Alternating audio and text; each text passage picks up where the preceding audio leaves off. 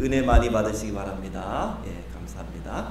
예, 이제 출애굽기 설교하고 있습니다. 오늘은 10번째 설교로 만나와 메추라기라는 제목으로 하나님 말씀 증거하겠습니다. 코로나 확진자를 봤더니 지금 전 세계에서 확진자는 1,400만 명 정도 됩니다. 그리고 사망자만 60만 명이 지금 이르렀다고 합니다. 미국의 사망자는 14만 명입니다. 엄청난 숫자입니다. 미국이 베트남 전쟁에 참여하는데 베트남 전쟁은 10년 동안 됩니다. 10년간 베트남 전쟁에 참여했을 때 사망자가 5만 8천 명입니다. 10년 동안. 그런데 코로나로 인해서 6개월간 사망자는 벌써 14만 명이 됐으니까 벌써 3배 이상 된다고, 3배 가까이 된다고 볼 수 있습니다. 그만큼 이 코로나 바이러스가 전염이 강하고 또 치명률이 높다는 것을 알 수 있습니다. 참, 그럼에도 불구하고 우리나라가 나름대로 잘 대처하는 것 같고요. 특별히 감사한 것은 우리 성도님들 한 분도 아직까지는 감염되지 않고 이렇게 잘 지내시는 것 하나님께 감사와 영광을 올려드립니다. 제가 목회 칼럼에도 썼는데 통합측 목회자 1000명을 대상으로 한번 설문조사를 했습니다. 코로나 이후에 헌금이 어떻게 되었습니까? 하니까 69%가 헌금이 줄었습니다. 이건 개척교회나 중형교회나 대형교회 다 동일하게 69%가 줄었습니다. 30%는 우리는 그저 비슷합니다. 1%는 어떤 교회일까요? 1%는 우리는 성장, 조금 헌금이 늘었습니다가 1%입니다. 제가 이제 헌금 통계를 정확히 받지는 않았지만은 제가 추측하건대 아마 저희 헌금은 조금이라도 늘지 않았을까 이렇게 생각이 됩니다. 아마 연말이 되면 여러분도 다 아시겠지만은 제가 좀 개인적으로 생각할 때는 조금 더 늘지 않았을까 생각이 됩니다. 지난번 우리 맥주 감사절 때도 우리 제정하시는 우리 집사님이 헌금이 참 많이 들어왔다고, 성도님들이 참 많이 하셨다고 그렇게 저한테 이야기를 하신 것을 제가 들었습니다. 여러분들도 좀 자부심을 가지시기 바랍니다. 우리 교회 1% 안에 든다는 거죠. 헌금의 액수와는 상관없이 우리 교회는 조금이라도 는 교회입니다.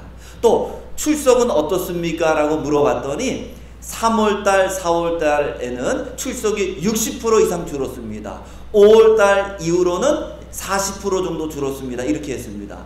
저희 교회는 작년이나 올해나 거의 비슷한 것 같아요. 어떨 때는 주일날 더 많이 나오실 때가 있고요. 새벽 예배는 요즘 1부로 2부로 드리는데 작년보다 더 많이 나오시는 것 같아요. 우리 젊은 청년들도 나오고 젊은 집사님들도 나오고 2부 때도 나오시니까 훨씬 더 많이 나오시는 것 같아서 저는 개인적으로 너무 감사하게 생각하고 있습니다. 어쨌든 우리가 21일 동안 함께 모여 기도하지 않지만 마음을 합쳐서, 몸을 합칠 수는 없지만 마음을 합쳐서 코로나 바이러스, 저는 백신과 치료제가 우리나라에서 좀 개발됐으면 좋겠어요. 제일 빨리 제일 좋은 백신이 개발됐으면 좋겠고, 또 우리 성도님들 또 오늘 예배하시는 모든 분들 한 사람도 감염되지 않고 경제적인 어려움도 없고, 또 우리 교회가 제 평가지만 잘 대처하는 것 같아요. 지금까지는 잘 대처한 것 같은데 어쨌든 코로나 있는 동안 잘 대처할 수 있는 그런 우리 당회가, 교회가 될 수 있도록 연약한 성도들을 위해서도 함께 기도해 주시기를 부탁드립니다. 지난주 설교 잠깐 좀 복습해 보겠습니다. 지난주에 이스라엘 백성들이 가나안 땅 애굽에서 떠나서 마라에 도착했습니다. 마라의 물은 먹을 수 없는 쓴물이고 짠물이었습니다. 백성들이 불평합니다. 우리들도 인생을 살다 보면은 마라와 같은 곳에 도달할 때가 있습니다. 그때 제가 뭐라고 말씀드렸습니까? 하나님은 마라를 변화시키기 원하는 게 아니고 마라 같은 직장, 마라 같은 사람, 마라 같은 환경 속에 있을 때 사실은 나를 변화시키기 원하시는 거예요. 그래서 여호와 라파, 나는 너희를 치료하는 하나님이다. 하나님은 마라와 같은 환경을 통해서 우리를 변화시키기를 원하시는 거예요. 그래서 저 사람이 문제고 저 사람이 바뀌고 무엇이 바뀌기를 여러분들 그렇게 먼저 말하지 마시고 내가 좀 바뀌기를, 내가 좀 성숙하기를, 내가 변화되기를 그렇게 여러분들 기도하시면 좋을 것 같습니다. 그리고 마라를 통과한 다음에 2시간 정도 걸어가니까 뭐가 나왔습니까? 엘림이 나왔습니다. 엘림에는 물샘 12이 있었고 종려나무 70개가 있었습니다. 그러니까 이 마라라는 것은 하나의 과정입니다. 고난이라는 것은 하나의 우리를 성장시키고 축복으로 인도하는 과정이라는 것도 여러분들 기억하시면 좋겠습니다. 자, 오늘 본문의 말씀 이제 보겠습니다. 오늘 본문의 말씀 보니까 이스라엘 백성들이 이제 신의 산과 그리고 그 애굽 가운데 있는 신광야에 이르렀습니다. 이때가 언제입니까? 1절 말씀 보니까 애굽에서 나온 후 둘째 달 15일이라. 여러분 애굽에서 언제 나왔습니까? 첫째 달 15일에 나왔으니까 한 달 정도 됐습니다. 한 달 정도 지나니까 아마 양식을 한 달치 정도는 가진 것 같습니다. 한 달 정도 지나니까 양식이 떨어집니다. 양식이 떨어지니까 이제 어떻게 합니까? 이제 또 불평하고 원망합니다. 홍해 앞에 섰을 때는 모세에게 원망했고 마라의 쓴물에서도 모세를 원망했었는데 오늘 말씀 2절에 보니까 이제는 모세와 아론까지 불평이 좀 늘었습니다. 아론까지 함께 불평하는 것을 볼 수 있습니다. 아도 핑크라는 신학자는 여기에 있는 이 둘째 달 15일도 의미가 있다라고 그렇게 그는 주장합니다. 성경에는 의미가 없는 것이 없는데 둘째 달 15일에 나왔다는 것도 의미가 있다. 아도 핑크는 이렇게 해석합니다. 둘이라는 숫자는 언제나 증인의 숫자, 증거의 숫자입니다. 성경에서는 증인이 되려면 꼭 2명 이상이 있어야 증인의 효력을 발휘할 수 있고 예수님도 전도대에 몇 명씩을 짝져 보냅니까? 2명씩. 주님을 증거하고 하나님의 나라를 증거하는데 2명씩 짝지어 보냅니다. 그러니까 이 둘째 달의 둘은 증거의 숫자다. 무엇인가 증거한다. 만나가 무엇인가 증거하는 숫자다. 또 15라는 숫자는 뭐냐? 이것도 재밌게 해석했습니다. 15라는 숫자는 5 곱하기 3이다. 그러면 5는 뭐냐? 5는 하나님의 호의, 하나님의 은혜다. 왜 하나님의 은혜냐? 요셉이 형들을 다 나중에 만납니다. 자기의 정체를 밝히고 형들에게 음식을 쫙 대접합니다. 그때 자기의 막내 동생 베냐민에게는 음식에 몇 배를 줬습니까? 5배를 줬습니다. 야, 5배를 다. 그래서 이 5라는 것은 은혜와 호의의 숫자라는 거죠. 3이라는 건 뭐냐? 예수님이 3일 만에 부활하심으로 하나님 아들 되심을 나타내셨다. 그래서 이것을 종합하면 뭐냐? 이 2월 15일에 만나가 내렸다는 것은 하나님이 백성들을 사랑하고 하나님이 백성들에게 은혜를 베푸신다는 증거이다 라고 그렇게 해석하고 있습니다. 저는 뭐 전적으로 동의하진 않습니다. 그렇지만은 상당히 일리도 있고 참고해 볼만하다고 생각이 됩니다. 그래서 하나님께서 이스라엘 백성들에게 먹을 것이 없는 백성들에게 만나도 주시고 메추라기도 주셨는데 만나는 40년, 정확하게 말하면 39년 11개월을 주셨습니다. 한 달치는 준비한 음식을 먹었으니까 39년 11개월 만나를 주시고 그리고 메추라기는 딱 한 달만 주십니다. 나중에 그걸 한번 살펴보도록 하겠습니다. 그래서 오늘 말씀 가지고 3가지로 말씀 증거하겠습니다. 한번 따라하겠습니다. 만나는 하나님을 알게 하는 도구이다. 예, 칼빈은 최고의 지혜는 하나님을 아는 지혜, 하나님을 아는 지식과 두 번째 사람을 아는 지식이 최고의 지식이다 이렇게 칼빈은 말했습니다. 저도 똑같이 생각합니다. 늘 하나님을 아는 지혜를 구하시고 사람을 아는 지혜를 구하시기 바랍니다. 그래서 이 출애굽기는 하나님이 어떠한 분이신지를 우리에게 가르쳐 줍니다. 홍해를 건너면서 하나님은 어떤 하나님으로 우리는 알게 됩니까? 우리를 구원하시는 하나님. 마라의 쓴물에서는 우리를 치료하시는 하나님. 이 만나를 통해서는 어떤 하나님을 만나게 됩니까? 우리의 모든 필요한 것을 공급해 주시는 하나님, 그 하나님을 우리는 만나게 됩니다. 그래서 저는 좀 이것을 더 구체적으로 나눠 설명드리겠습니다. 첫 번째 어떤 하나님을 알 수 있는가 하면 하나님은 돌보시는 하나님입니다. 공급하시는 하나님도 맞겠지만 공급이란 말은 너무 경제적인 용어 같고 기계적인 용어 같습니다. 공급, 수요, 공급, 수요. 그래서 저는 그거보다는 하나님은 우리를 돌보시는 하나님이시다. 돌보신다라는 이 말 속에는 보살핀다라는 뜻이 있습니다. 하나님은 우리를 이렇게 보살펴 주시는 하나님이십니다. 시편 95편 7절 말씀 보니까 그는 우리의 하나님이시요 우리는 그가 기르는 백성이며 그의 손이 돌보시는 양이로다. 하나님이 돌보시는 양이라는 거예요. 하나님께서 양을 어떻게 하십니까? 목자 되신 하나님께서 양된 이스라엘 백성들을 먹이시고 인도하시고 보호하시는 것처럼 하나님께서 광야에서 뜨거운 태양으로부터 구름 기둥으로 이렇게 시원하게 보호하시고, 또 구름 기둥으로 그들을 인도하시고, 또 하나님께서 그들의 모든 먹을 것을 채워주시는 돌보시는 하나님이시라는 것을 알 수 있습니다. 그 광야의 하나님이 여러분의 하나님 되심을 믿으시기 바랍니다. 여러분 각자를 돌보시고 각자의 모든 필요한 것도 하나님은 채우신다는 것을 여러분 꼭 기억하시기 바랍니다.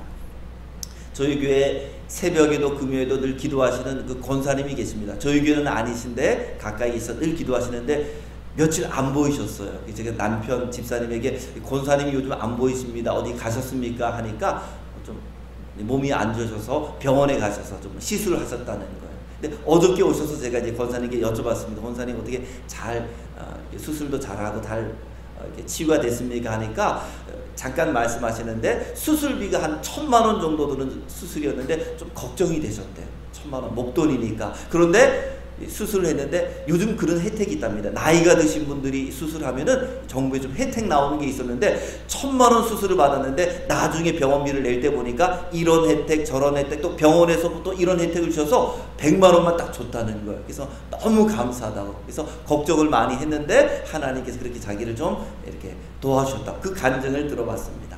하나님께서는 그 권사님뿐만이 아니고 여러분의 모든 것도 돌보시고 필요한 것도 채워주시는 하나님이신 것을 믿으시기 바랍니다.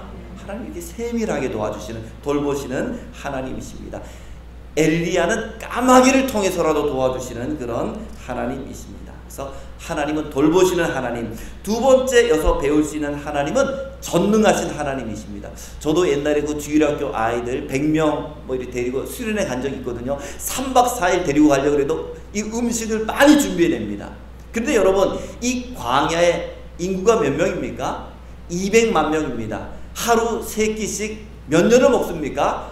40년을 먹습니다. 200만 명이 40년을 먹는데 하나님께서 그들의 모든 필요한 것을 40년 동안 채워주십니다. 광야에 뭐 먹을 게 있습니까? 뭐 농사를 짓습니까? 아니면은 뭐 가축을 키울 수 있습니까? 그런데도 하나님께서 전능하신 하나님께서 40년 동안 굶주리지 않도록 채워주시고 돌봐주신 것을 볼 수 있습니다. 김미진 강사 우리 간증을 많이 들었는데 뭐 다 아시는 내용입니다. 사업을 하다 빚을 많이 졌습니다. 50억을 줬습니다. 그래서 뭐 정말로 죽기를 각오하고 죽음도 생각하고 그렇게 고통 가운데 살다가 이제 제주도에 가서 이제 성경 공부를 하고 훈련을 받는데 거기 있는 목사님에게 물어봤습니다. 목사님, 제 빚이 50억이 있습니다. 50억이 있는데 하나님이 이 빚도 갚을 수 있도록 저를 도와주실 수 있을까요? 라고 딱 물어봤습니다. 그때 그 목사님이 하나님에게는 50억도 500억도 하나님에게는 어렵습니까? 어렵지 않습니까? 하나님에게는 5천만 원이나 50만 원이나 50억이나 500억이나 하나님에게는 어려운 것이 없습니다.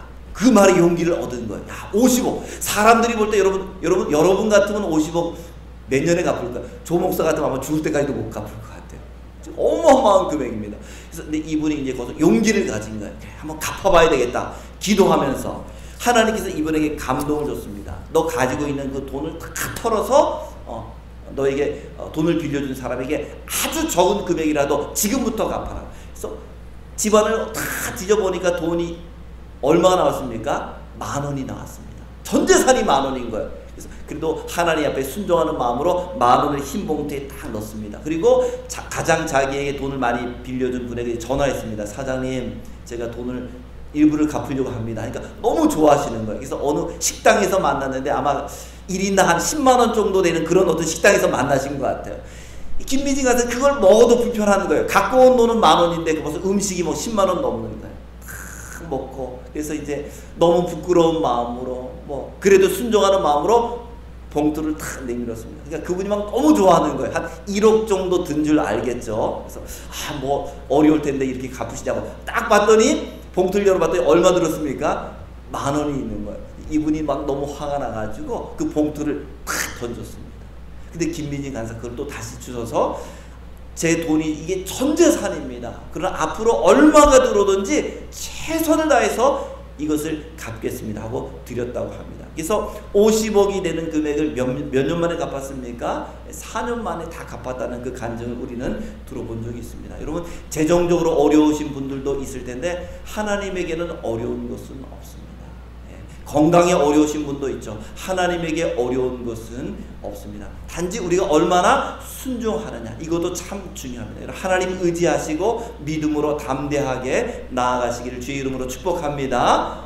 너무 이런 물질 가운데 하나님에게는 어려운 게 없습니다. 하나님 아무리 많은 물질도 하나님께서는 하나님의 뜻과 계획 속에서 또 하나님은 우리 생각보다 쉽게 해결해 주실 수도 있습니다. 자, 세 번째, 하나님은 배려하시는 하나님이십니다. 여러분, 그 만나가 내리는데 여러분 그게 그냥 눈처럼 내렸다고 생각하시면 될 것 같아요. 눈이 오는 것처럼 흰색이었으니까 눈처럼 쫙 쌓였다고 생각하시면 될 것 같습니다. 근데 여러분, 하나님이 얼마나 이스라엘 백성을 배려하는지 모릅니다. 그 만나가 어디에 내렸습니까? 진 주변에 내렸다. 만약에 만나가 이스라엘 백성들이 텐트를 친 한 10km 뒤에 그 사방으로 내렸다. 그 만나 먹으러 매일 왔다 갔다 하는 것도 힘든 일이에요. 물론 뭐 젊은 사람들이야 뭐 5km, 10km 가서 금방 만나를 구할 수 있지만은 병이 들었다든지 아니면 다리가 아프다든지 아니면 뭐 장애가 있다든지 이런 분들은 왔다 갔다 하는 게 힘들거든요. 그래서 하나님께서 이 만나를 어디 내렸습니까? 그저 텐트만 열고 나가면 바로 앞에 눈이 쌓인 것처럼, 겨울에 눈 오면은 저희도 문만 열면 눈이 있거든요. 그런 것처럼 문만 열고 나가면 누구라도, 아픈 사람도 장애인도 또 어디 뭐 다리에 통증 있는 사람도 구할 수 있도록 하나님께서는 그렇게 진 주변에 그렇게 하나님께서 내리도록 했습니다. 하나님의 배려입니다. 또 두 번째, 만나는 컸습니까? 작았습니까? 만나는 가시처럼 희고 작고 둥그랬다 이렇게 기록되어 있습니다. 만약에 만나가 조 목사 이 머리 모양처럼 큰 만나다, 이게 여러분 하늘에 떨어졌다 생각해 보십시오. 아마 지나가다가 몇 사람 맞고 죽을 수도 있습니다. 그래서 하나님은 그렇게 하지 않고 아주 작게 내렸고, 또 이 만나가 크게 내렸으면 그거를 부수고 그거를 또 맷돌에 돌리고 갈아서 요리하려면은 그것도 수고가 많이 됩니다. 그래서 하나님께서 이스라엘 백성들이 불필요하게 수고하지 않도록 아주 작게, 뭐 쌀가루나 밀가루처럼 작게 이렇게 모양으로 만들어서 내려주셨습니다. 또 세 번째, 하나님의 배려라고 볼 수 있는 것은 이 만나는 언제 내렸습니까? 이슬이 탁 내린 다음에 그 이슬이 마르고 그 이슬 위에, 그러니까 이른 아침에 내린 거예요. 여러분, 만약에 만나가 밤에 내렸다고 한번 생각해 보시죠. 밤에 내렸으면 어떻게 될까요? 아마 밤잠 없으신 분은 야 만나 좀 뭐 잠도 안 오는데 만나나 죽으러 가야 되겠다고 아마 밤 2시 3시에 막 돌아다닐 거예요. 그런데 이때 이스라엘 백성들은 텐트를 치고 생활했습니다. 소리가 자꾸 들리는 거죠. 그리고 사람들 가운데 밤에 이제 좀 예민하신 분들이 있거든요. 또 불면증이 있는 분들이 있는데 사람들이 밤에 2시, 3시 막 돌아다녀 보세요. 잠을 못 잡니다. 그래서 하나님께서는 밤에는 안 내려. 언제 내립니까?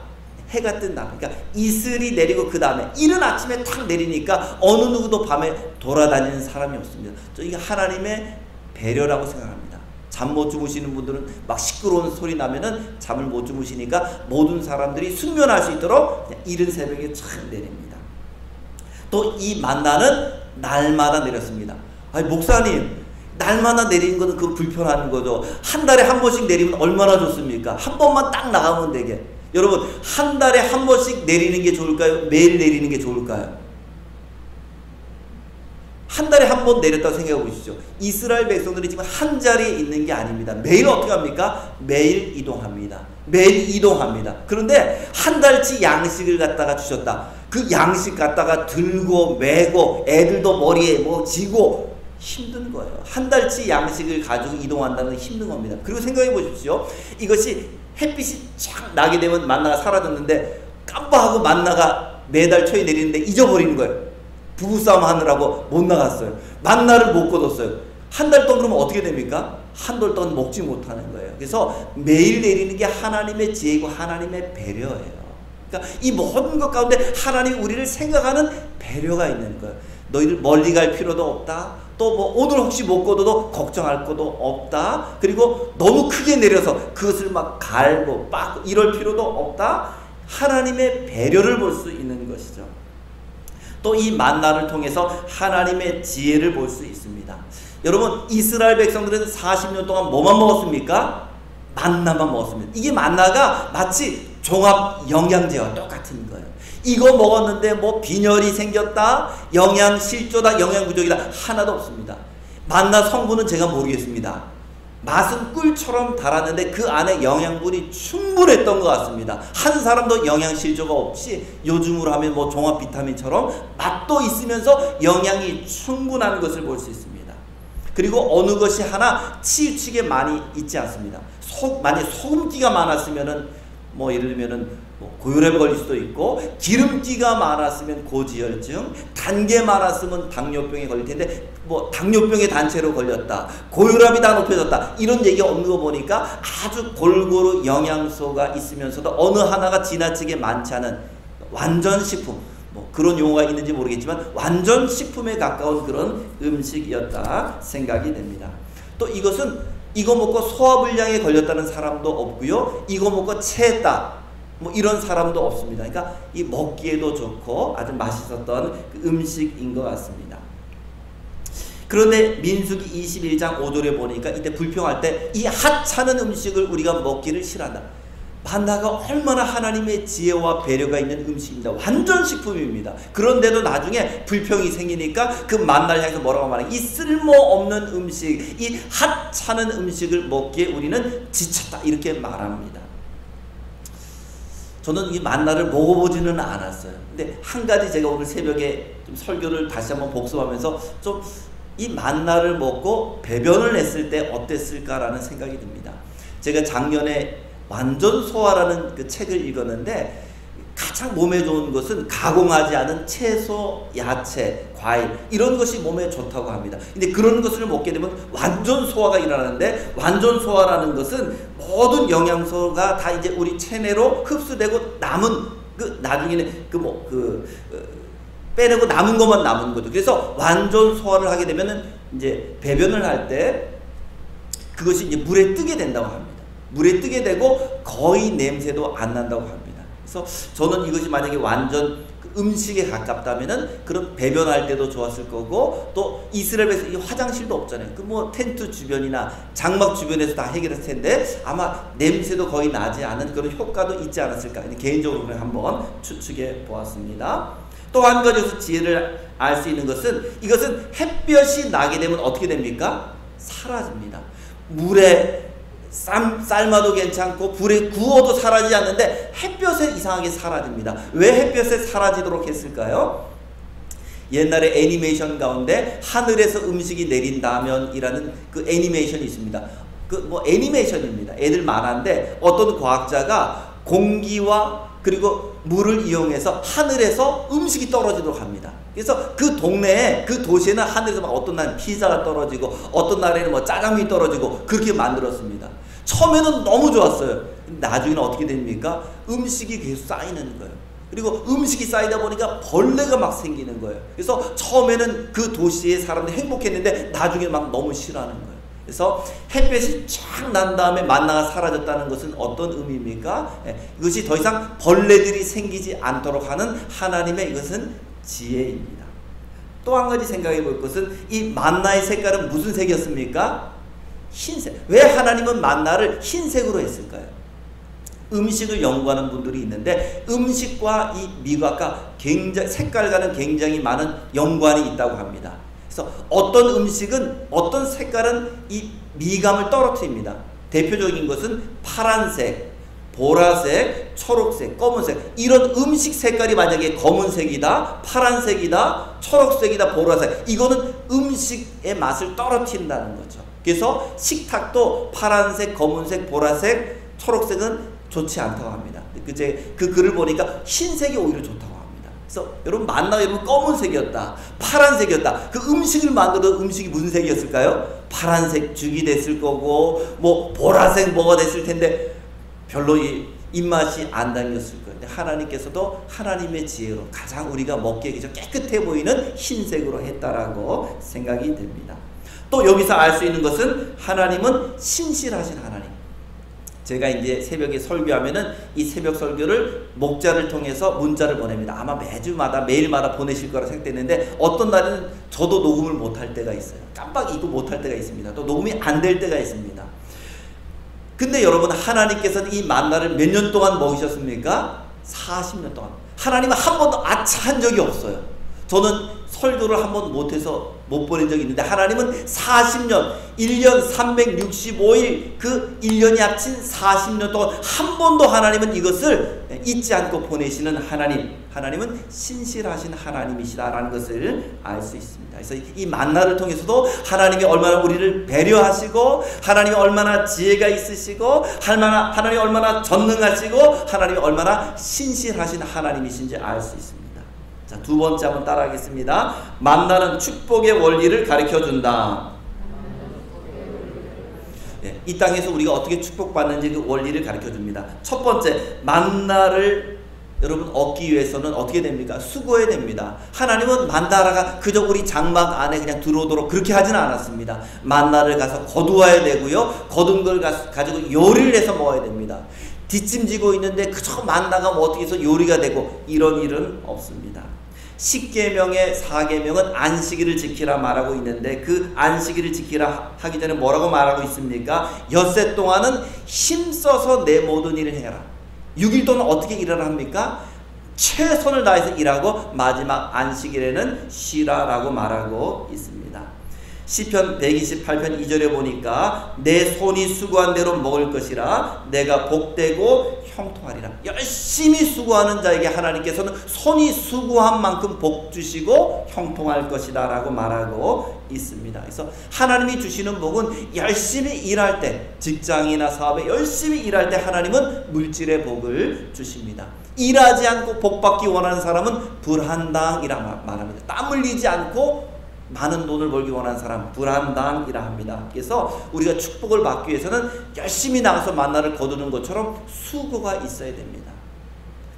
그저 가만히 앉아서 기도하면 하나님이 어떻게 해주시겠지, 그런 것은 없다는 거 여러분 기억하시기 바랍니다. 두 번째, 축복을 받기 위해서는 여러분 물질을 남겨두시면 안 됩니다. 오늘 말씀도 보니까 이 어떤 사람들은 만나를 가지고 내일도 만나가 있거든요. 내일도 하나님 주시는데 어떻게 합니까? 혹시나 안 주실까봐 의심하는 마음, 그런 마음으로 만나를 보관했는데 아침이 되니까 벌레가 생기고 냄새가 나게 되었습니다. 만나를 하나님은 남겨두지 말라, 다음날까지 그렇게 말씀하고 있습니다. 그래서 물질이라는 것도 여러분 필요한 만큼은 또 저축해야 됩니다. 노후를 위해서도 또 사업에 재투자를 위해서 저축해야 되지만 필요 이상 너무 갖고 있는 것도 이것도 물질이 썩게 됩니다.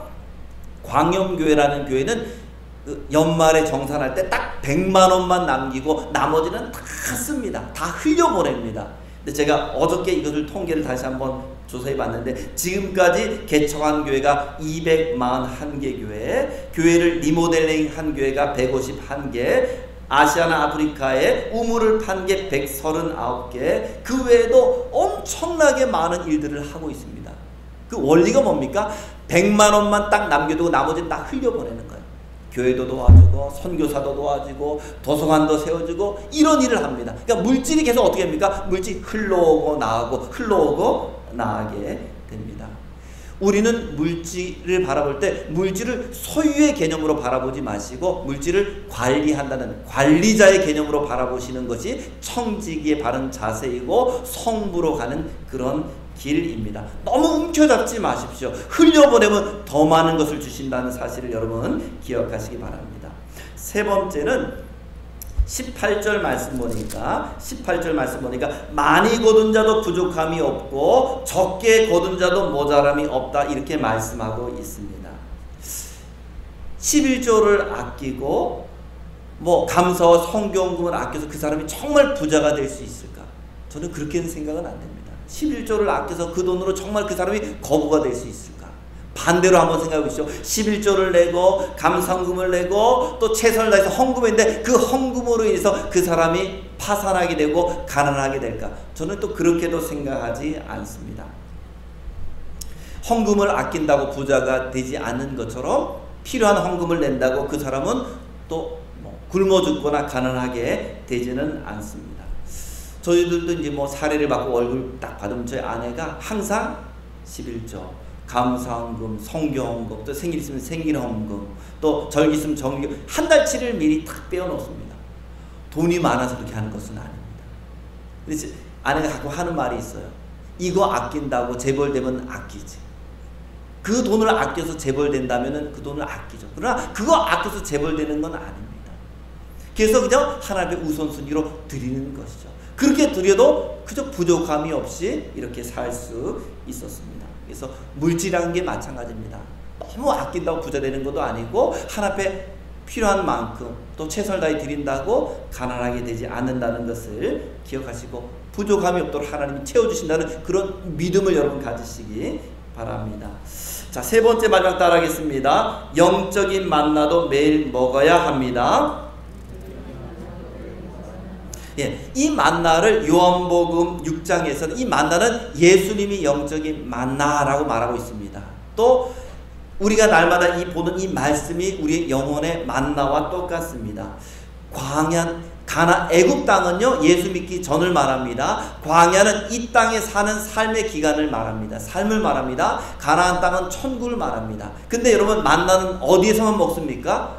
광야에서만 먹습니다. 예수 믿기 전에 성경 말씀 보지 않습니다. 성경 말씀 묵상하지 않습니다. 또 천국 간 뒤에도 여러분 더 이상 성경 말씀을 읽을 필요도 묵상할 필요도 암송할 필요도 없습니다. 이 말씀은 언제 먹습니까? 만나를 광야에서 먹었던 것처럼 이 땅에 사는 동안만 우리 말씀을 읽고 묵상하고 먹습니다. 이스라엘 백성들이 만나를 힘입어 가나안 땅 간 것처럼 우리들도 인생 광야에서 하나님 말씀을 날마다 먹음으로 하나님 나라까지 온전히 순례의 길을 걸을 수 있습니다. 그럼 이 말씀을 어떻게 먹어야 되는가? 만나는 매일 거둔 것처럼 매일 만나, 매일 말씀을 묵상해야 됩니다. 어저께 먹은 밥으로 오늘을 살 수 없고 오늘 밥을 먹어야 되는 것처럼 어제 받은 은혜, 어제 받은 말씀으로 오늘을 살 수 없습니다. 매일매일 말씀을 묵상해야 됩니다.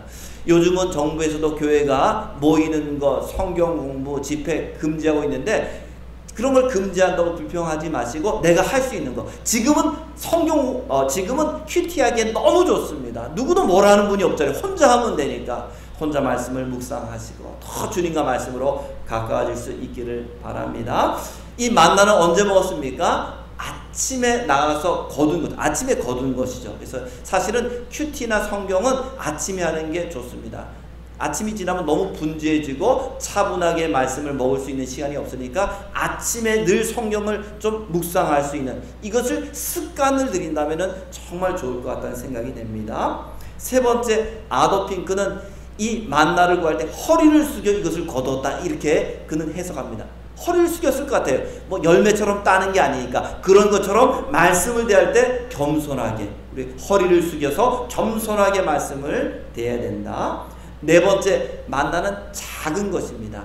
작은 말씀이라도 무시하지 말고 내게 주신 있는 말씀, 작은 말씀이라도 우리가 아멘으로 받고 실천해야 됩니다. 이 만나는 언제까지 먹었습니까? 가나안 땅까지 가는 날까지 먹은 것처럼 천국 가는 날까지도 늘 여러분 말씀을 읽고 묵상하고 실천하시기 바랍니다. 자, 오늘 말씀 결론 맺겠습니다. 만나는 하나님이 어떠한 분이신지 우리에게 가르쳐 줍니다. 두 번째는 만나를 통해서 축복의 원리를 배우시기 바랍니다. 세 번째, 이 만나는 영적인 말씀과 똑같습니다. 홍애경 집사님이란 분이 계신데 이분 책을 하나 썼습니다. 날마다 말씀을 만나를 줍는 여인. 이분이 한국에서 피아노를 전공했습니다. 미국 가서는 한의학을 전공했습니다. 그런데 하나밖에 없는 딸이 결혼을 앞두고 암으로 죽게 되었습니다. 절망 가운데 있을 때 이분은 이 말씀을 통해서 은혜를 받고 말씀을 통해 살아나고 살아난 그분을 통해서 또 많은 사람들을 영적으로 살리는 그 사역을 하고 있습니다. 그래서 홍혜영 집사님은 이렇게 말씀합니다. 아침에 나는 눈만 뜨면 만나를 주기 위해서 말씀의 밭으로 간다. 예. 아침마다 여러분 이게 말씀의 밭입니다. 말씀으로 밭으로 가서 날마다 만나를 갖다가 그렇게 거두고 그 만나를 힘입어서 이 순례의 길을, 광야 같은 이 순례의 길을 잘 승리할 수 있는, 나아갈 수 있는 여러분 되기를 주님의 이름으로 축복합니다. 하나님 감사합니다. 오늘 말씀을 통해서 하나님이 어떠한 분인 줄 잘 배웠습니다. 하나님을 아는 지식이 있기 원하고 축복의 원리를 잘 배우고 적용하고 실천하게 하시고 날마다 말씀을 먹는 우리 모두가 될 수 있도록 도와주시옵소서. 예수님의 이름으로 간절히 기도하옵나이다. 아멘. 330